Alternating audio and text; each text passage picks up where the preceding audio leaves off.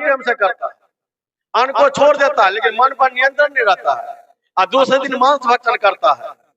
ये कैसा एकादशी? सारी दुनिया वैष्णव भाई कहते हम एकादशी करते हैं, लहसुन प्याज नहीं खाते हैं।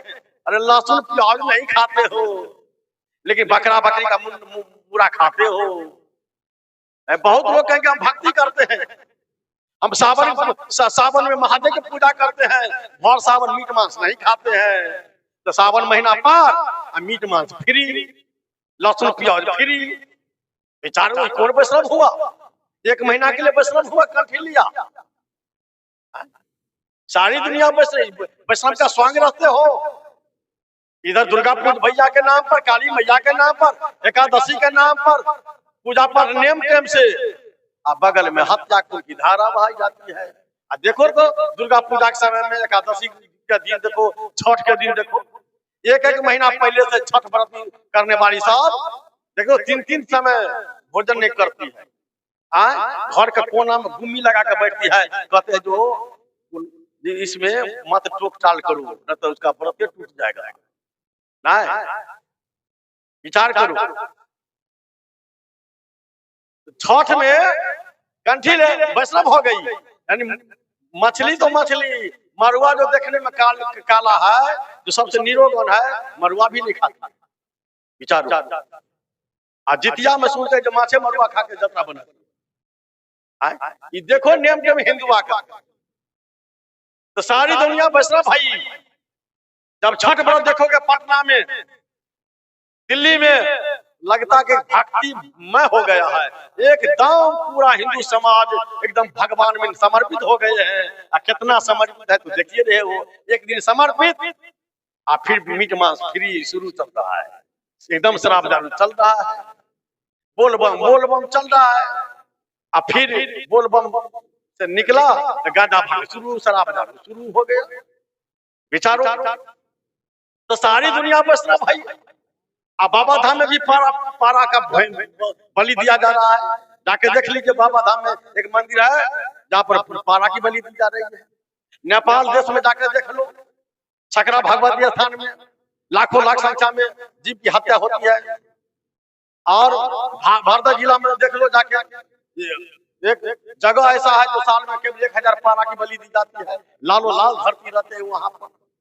गढ़ी मैया देवी का स्थान है नेपाल में, 4 लाख 5 लाख पशु पक्षी की बलि दी जाती है। और नेपाल जब हर आ गया, भूकंप आया, तो कोई देवी देवता काम नहीं आया। विचार तो करो। तो लगता है जैसे पूरी दुनिया वैष्णव भाई, लेकिन गुरु नहीं लगा कर, एक भी ज्ञान की बात सुनने बुझने के लिए तैयार नहीं है।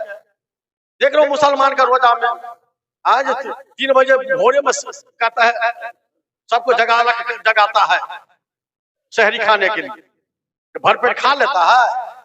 जब भरपेट खाइए लगा तो भूख लगेगी क्यों ज्यादा, पर किसी तरह काम चल जाता है। कहता है पानियों पीना गुनाह है, नहीं, पानी तक नहीं पीता। भारत दिन को रोजा रहे, रात ना तो है यह खूब अपनी चोकर खुशी खुदा है। भर दिन तो वैष्णव हो गया, आसाम में हल्ला किया अल्लाह अल्लाह, बकरा बकरी मुर्गा मुर्गी तोड़ देता है कल्ला। सारी दुनिया वैष्णव भाई, गुरु ने लगा कान, गुरु का ज्ञान गया। इसलिए कबीर साहब के दर्शन को राज गुरु हम दीठा। हिंदू के दया में हर घटन की दोनों घटते त्यागी, ये हलाल में घटका मरे आज गुरु घर लग। तुर्का रोजा नमाज गुजारे, बिस्मिल्लाह बांग पुकारे, उनको भैत कहाँ से मिले जो साजे मुर्गी मारे। तो सारी दुनिया वैष्णव भाई गुरु ने लगा कान। कहने के लिए तो कहा दिया हम भी अल्लाह को समर्पित हैं, अल्लाह ताला को मानते हैं, कुरान पाठ करते हैं, हदीस पाठ करते हैं। सबसे ज्यादा भक्ति का स्वांग को देख रहे, मुसलमान की तरफ देख रहे हो, 5 वक्त नमाज अदा करता है, और बकरा बकरी खाना नहीं छोड़ रहा है, मीट मांस खाना नहीं छोड़ रहा है। तो गुरु का ज्ञान समाया।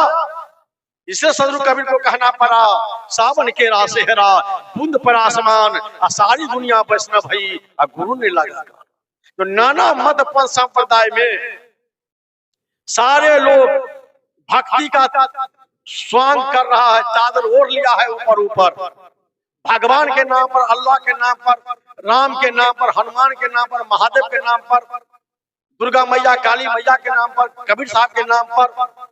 सब कोई कहता है हम कर भजन कर रहे हैं, सारी दुनिया वैष्णव भई। लेकिन देखा देखी सित बजा गुरु गमने बैठा, अंदर में सद बेदा नहीं जैसे का तैसा, कोई अंतर नहीं है, बस जैसा का तैसा बना हुआ घड़िया दान है। इसलिए सारी दुनिया वैष्णव भई, लेकिन गुरु नहीं लगा कान, गुरु का ज्ञान नहीं समाया, या सच्चा सदगुरु नहीं मिला, जाको सदगुरु नहीं मिले, व्याकुल चौधरी धाय आंख ने सूझे बाबरा आ घर जरे गुरु बुताए। आग लगी है किसी को घर में, गया भूरा को बुताने के लिए पगला, अरे घर को बुताएगा, भूरा को बुता रहा। आग लगी है मन में टेंशन है, मन में पूरा कचरा भरा हुआ है, रात में नींद नहीं आता है, पति पत्नी में झगड़ा है, सास बहू में झगड़ा है, बेटा बाप में झगड़ा चल रहा है, रात में नींद नहीं आती है, तो बाबा धाम जाने से क्या हो जाएगा, अमरनाथ जाने से क्या होगा, जगन्नाथ जाने से क्या होगा, वैष्णव धाम जाने से क्या होगा। गुरु जब तक सदगुरु के पास नहीं आओगे, जाको सदगुरु नहीं मिले तो व्याकुल चौधरी धाय चारों तरफ दौरा कर रहा है, छिसिया बौरा रहा है, तो यहाँ हमको शांति मिले, मक्का मदीना बद्रीनाथ केदारनाथ जगन्नाथ वैष्णो देवी रामेश्वर धाम, चारों तरफ मृगा की तरह भटकाव में पड़ा हुआ है, लेकिन गुरु नहीं लगा कर। तो जब तक सदगुरु के शरणागत नहीं आओगे, सच्चे सदगुरु के पास नहीं आओगे, उनमें समर्पित नहीं होगे, तो सही ज्ञान नहीं मिलेगा। इसलिए दो बात, पहली बात या तो सच्चे सदगुरु की शरणागत चले जाओ, गुरु करना निरक्षर के ज्ञान रहनी के पूरा, अगल बता हमारे लोग के रानी सदा ससुरा, जो खोज कर सच्चा सदगुरु के पास जाओ। नकली अब भेड़िया दास्तानी से काम चलने वाला नहीं है, जो दोनों तरफ हम मिलाता है, हमको भी दान दक्षिणा दे दो, इधर भी करते रहो, सब कुछ करते रहो, फ्री छोड़ दिया, तो समझ जाओ ये गुरु लोभी शिष्य लालची है, दोनों खेले जाओ तो दोनों बोरा डूबेगा चढ़ पत्थर के नाव।